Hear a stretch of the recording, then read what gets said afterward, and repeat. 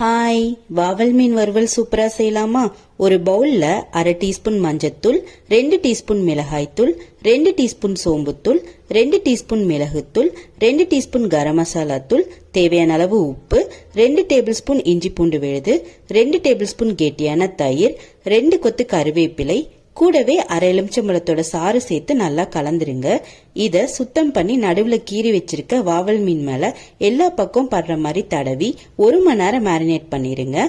Stove on பண்ணி தோசைக்கல்ல 4 table spoon எண்ணெயை சூடு பண்ணி அதுல ஃப்ரெஷ்ஷா ரெடி பண்ணிருக்க மசாலா, கூடவே ஒரு கொத்து கருவேப்பிலை, இது கூட மேரினேட் பண்ண மீனையும் வச்சு மூடிடலாம். மிதமான சூட்ல 5 நிமிஷம் வேக வச்சிருங்க.